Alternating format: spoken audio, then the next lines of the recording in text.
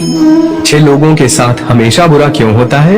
वहीं जो लोग बुरे कर्म करते हैं और अज्ञान की राह पर होते हैं वो खुशहाल दिखते हैं। श्री कृष्ण ने इसका जवाब गीता में दिया है।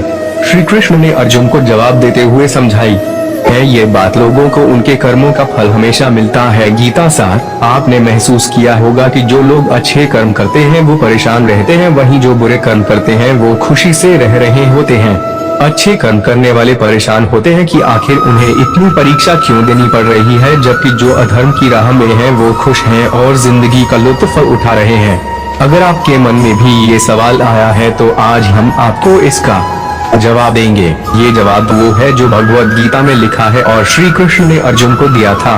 भगवत गीता में वर्णित कथा के अनुसार जब भी अर्जुन के मन में कोई दुविधा होती थी तो वो श्री कृष्ण के पास पहुंच जाते थे। एक बार की बात है, अर्जुन भगवान श्री कृष्ण के समीप आकर कहा कि वो दुविधा में हैं और इसका जवाब वो श्री कृष्ण से चाहते हैं। श्री कृष्ण ने पूछा कि क्या सवाल है? अर्जुन ने कहा, मुझे ये जानना है कि अच्छे लोगों के साथ हमेशा बुरा ही क्यों होता है, वहीं बुरे लोग खुशहाल दिखते हैं। अर्जुन के मुंह से ऐसी बातें सुनकर श्री कृष्ण मुस्कुराए और कहा, मनुष्य जैसा सोचता है और महसूस करता है वैसा कुछ नहीं होता है, बल्कि अज्ञानता की वजह से वो सच्चाई नहीं समझ पाता है। अर्जुन उनकी ये बात समझ नहीं पाए। इसके बाद श्री कृष्ण ने क्या कहा वो जानते हैं। श्री कृष्ण ने अर्जुन से कहा, पार्थ, मैं तुम्हें एक कथा सुनाता हूँ, उसे सुनकर तुम समझ जाओगे कि हर प्राणी को उसके कर्म के हिसाब से ही फल मिलता है। प्रकृति हर किसी को अपनी राह चुनने का मौका देती है। अब वो मनुष्य की इच्छा पर निर्भर करता है कि उसे धर्म की राह चुनी है या अधर्म की। कथा शुरू करते हुए श्री कृष्ण ने कहा, एक नगर में दो पुरुष रहा करते थे। एक पुरुष व्यापारी था जिसके जीवन में धर्म की बहुत महत्ता थी। वो पूजा पाठ में यकीन रखता था। वो हर रोज मंदिर जाता था और दान धर्म भी करता था और हर रोज भगवान की पूजा करता था। वहीं दूसरा पुरुष बिल्कुल विपरीत था। वो हर रोज मंदिर तो जाता था लेकिन पूजा करने नहीं, बल्कि मंदिर के बाहर से जूते चप्पल चुराने। उसे दान और धर्म से कोई लेना देना नहीं था। समय बीता गया और एक दिन बहुत जोर की बारिश हो रही थी। इस वजह से मंदिर में पुजारी के अलावा कोई नहीं था।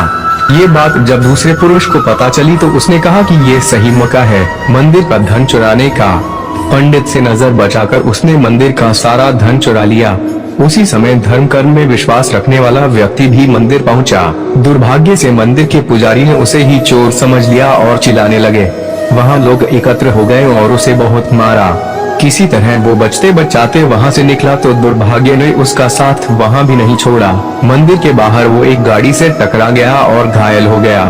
फिर वो व्यापारी लंगड़ाते हुए घर जाने लगा तो रास्ते में उसकी मुलाकात उस पुरुष से हुई जिसने मंदिर से धन चुराया था। उसने कहा, आज तो मेरी किस्मत चमक गई, एक साथ इतना सारा धन मिल गया। ये सब देखकर उसे बहुत बुरा लगा और उसने अपने घर से भगवान की सारी तस्वीरें निकाल दी। कुछ सालों बाद दोनों की पुरुषों की मृत्यु हो गई।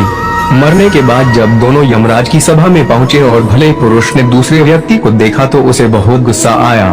उसने क्रोधित होकर यमराज से पूछ ही लिया, मैं तो हमेशा अच्छे कर्म करता था, दान में विश्वास रखता था, उसके बदले जीवन भर मुझे अपमान और दर्द ही मिला और इस व्यक्ति को नोटों से भरी पोट ली। आखिर ऐसा भेदभाव क्यों? इस पर यमराज ने कहा, पुत्र, तुम गलत समझ रहे हो। जिस दिन तुम्हारी गाड़ी से टक्कर हुई थी वो दिन तुम्हारे जीवन का आखिरी दिन था, परंतु तुम्हारे अच्छे कर्मों की वजह से तुम्हारी मौत सिर्फ एक छोटी सी चोट में बदल गई। तुम इस दुष्ट व्यक्ति के बारे में जानना चाहते हो? दरअसल इसके भाग्य में राजयोग था, मगर इसके कुकर्मों और धर्म की वजह से वो सिर्फ एक छोटी सी धन की पोटली में बदल गया। कथा सुनाने के बाद श्री कृष्ण अर्जुन से कहते हैं, पार्थ, क्या अब तुम्हें तुम्हारे सवाल का जवाब मिल गया? ऐसा सोचना कि भगवान तुम्हारे कर्मों को नजरअंदाज कर रहे हैं, ये बिल्कुल भी सत्य नहीं है। भगवान हमें कब क्या किस रूप में दे रहा है मनुष्य को समझ में नहीं आता है, मगर आप अच्छे कर्म करते रहें तो भगवान की कृपा हमेशा बनी रहती है। इसलिए अपने अच्छे कर्मों को बदलना नहीं चाहिए, क्योंकि उसका फल हमें इसी जीवन में मिलता है। इसलिए मनुष्य का फर्ज है कि वो हमेशा अच्छे कर्म करते रहें, क्योंकि श्री कृष्ण ने गीता में भी बताया है कि किसी के द्वारा किया गया कर्म बेकार नहीं।